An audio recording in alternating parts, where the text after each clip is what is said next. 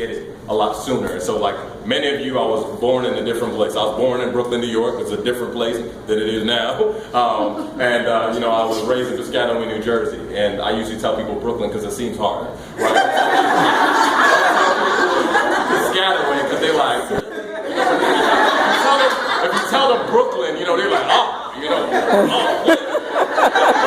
you know, it just buys you a few more minutes, you know, to seem hard, you know. So, you know, I was raised in New Jersey, and, you know, my parents weren't from this country, they're from Nigeria, so, like, I lived in Piscataway, I went home, I was in Lagos, right, you know, like, I'm eating gari and eating fufu, and, you know, it was a different reality, and like many people, you know, most of our family were, in, you know, all overseas, but my parents had all these friends, you know, that we had to call them auntie and uncle. I was like, but you ain't related. Like, what side? You know, like, exactly. And that's what I grew up with.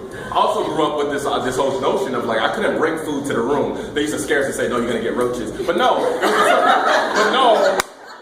had to eat together as a family. And so no matter what happened, when the door closed pretty heavy, that means dad was home. That means I need to come downstairs and need to get him water. He can get the water himself, but he asked me to get the water. So he get the water, and then you eat, and we always ate as a family. So I had these two things happening. And like many people, you move out for school, you do all that, and I was in Texas, moving back to New York. And I remember, like many people, you're working very, very hard. You know, you go to job, you work, you come back. And I remember catching up with one of my friends, she was from Texas. And she was just like, you know, hey, we caught up for dinner, and she was just like, hey, Lawrence, you know, I'm like, hey, how are you doing? And she's just like, to be quite honest, like, I'm depressed.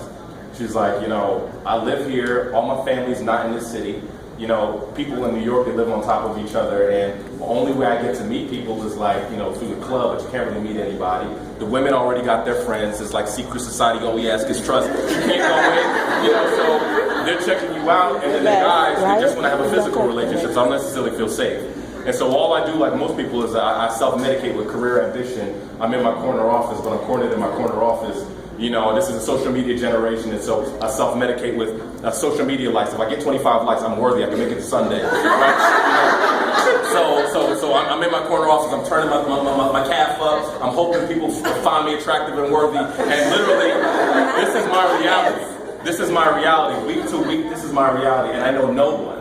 Right? And it's like essentially like you go to a refrigerator, you're in the kitchen, you're hungry, but the refrigerator is clear, right? But you can't open it. That's New York, where people live on top of each other. And she's like, I'm depressed, and I don't really have any relationships, and I have 3,000 Facebook friends, but the minute I put something meaningful, maybe I'll get 15 likes. Like that. Like what happened to the other 3,100 such and such people? Do they care about me? And this became a reality for so many people. And it didn't matter what age, whether from 22 to 42 to 47, people are like, I don't know anybody. If I died in my apartment, I'd really be here for 5 months because the person who lives by me does not know who the hell I am. And this was, again, a common reality for so many different people. And this dinner, it didn't start off as an organization. We didn't say, let's come up with a family dinner, right? Because people are suspicious. Even the most beautiful thing, people are like, it's a platform, this is something. It had no name. New York people got together, it was 30 people, then it was 70 people. Then it was 200 people every other month for 3 years. No one knew about it, no press. And then moved out to the Bay Area. Bay Area grew faster than New York. And so now today, we're in 30 cities, over 50,000 people who are raising their hands in their cities. And it's just not about dinner. In New York, we had the East Harlem explosion. We have 7,000 people in New York who joined the family just like you. 75 people were displaced, meaning they had to be out of their perimeter during that time. Within an hour, all of them were called. 64 of them had a place to stay, meeting somebody they met for the first time who was part of the family.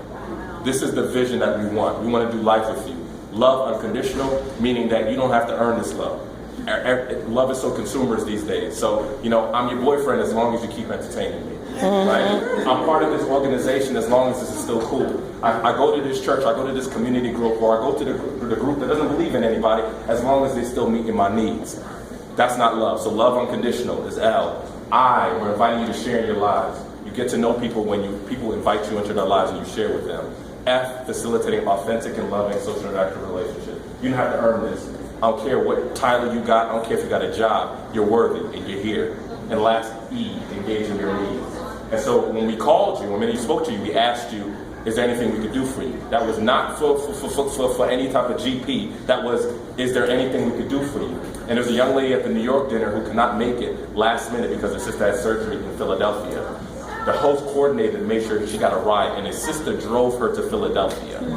This is the type of things that communities need. Phoenix needs it, and every city needs it. And so we thank you so much for being here. We thank you so much for having an open heart, and we are grateful that it is here in Phoenix. So we're going to transition very